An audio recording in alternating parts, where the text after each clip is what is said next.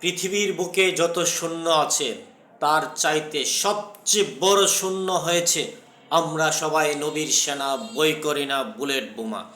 কারণ আমরা যারা নবীর সৈনিক, আমরা যারা মুসলমান, আমরা কোনো বোমাবাজি সন্ত্রাসীকে আমরা ভয় পাই না। কিন্তু তারপরও আমি বলতেছি শান্তির জন্য।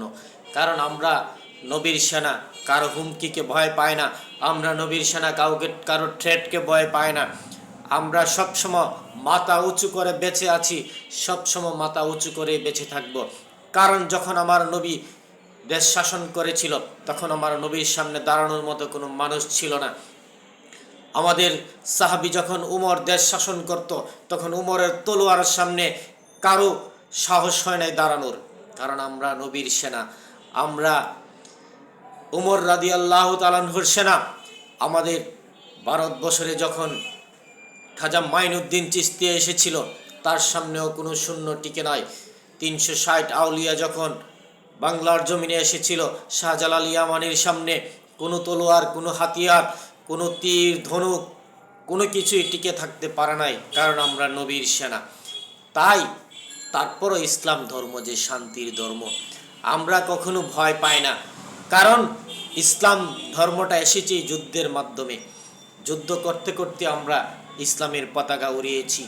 ভারতবর্ষেরও হিন্দুস্তানে খাজা মাইনুদ্দিন চিশতিয়া যুদ্ধ করে 92 লক্ষ হিন্দুকে মুসলমান বানিয়েছে। শাহজালাল শাহপরান ইয়ামানি 360 আউলিয়া রাজা গৌরগোবিন্দর সাথে যুদ্ধ করে এদেশে ইসলাম প্রচার করেছে। তারপরও আমরা যে শান্তির ধর্ম ইসলামের, আমরা ইচ্ছা করে কারো সাথে ঝগড়া করতে চাই না, আমরা কারো উপরে গায়ে পড়ে ধাক্কা লেগে ঝগড়া করতে চাই না। যখন আমাদের উপরে সে পড়ে যাবে তখন তো আমরা আর ছেড়ে দিয়ে কথা বলবো না। কারণ আমরা যে শান্তির ধর্ম ইসলামের লোক। তাই হাজারবার চেষ্টা করি আমরা যেন যুদ্ধ না হয়। কারণ যুদ্ধ মানুষের কল্যাণ বয়ে আনে না, যুদ্ধ মানুষের ক্ষতি বয়ে আনে। কারণ আমরা এমনি এমনি শান্তির ধর্ম ইসলাম পায় নাই।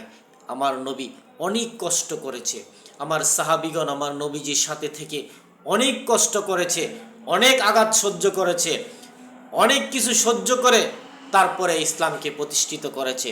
আমরা যে সেই ইসলাম ধর্মের লোক, তাই আমরা চাই না কাউকে আঘাত করতে, আমরা চাই না কারো উপরে আক্রমণ করতে। যদি আমাদের উপরে কেউ আক্রমণ করে তখন তো আর আমরা বসে থাকতে পারি না। তারপরও প্রতিবেশী দেশের সাথে আমাদের রাষ্ট্রীয়ভাবে আমাদের মাননীয় উপদেষ্টাদেরকে বলতেছি, টিকটকের মাধ্যমে, ফেসবুকের মাধ্যমে, ইউটিউবের মাধ্যমে।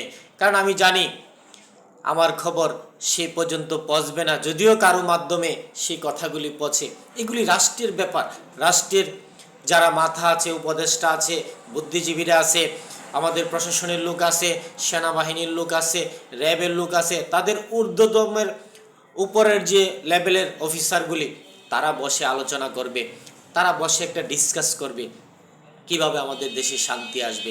কারণ আমাদের প্রশাসনের উপরে আমাদের শান্তি নির্ভর করে, আমাদের রাষ্ট্রের প্রধানদের উপরে আমাদের দেশের শান্তি নির্ভর করে। কারণ আমাদের যে মাননীয় উপদেষ্টাগুলি আছে তারা আলোচনা করে আমাদের প্রশাসনকে নিয়ে, যেভাবে শান্তি হয় ঠিক সেভাবে আমাদের দেশ চালাবে। কারণ তারপরও ক্ষুদ্র মানুষের কথা অনেক সময় কাজে লাগে। কারণ যুদ্ধ কারো জন্যই কল্যাণ বয়ে আনে না। যুদ্ধ করতে গেলে আমারও ক্ষতি হবে, অন্যেরও ক্ষতি হবে, যার সাথে যুদ্ধ করব তারও ক্ষতি হবে, আমারও ক্ষতি হবে। তাই দুই দেশের সম্মিলিত আলোচনায় শান্তি ফিরিয়ে আনতে হবে। আসসালামু আলাইকুম ওয়া রাহমাতুল্লাহি ওয়া বারাকাতুহু ওয়া মাগফিরাত।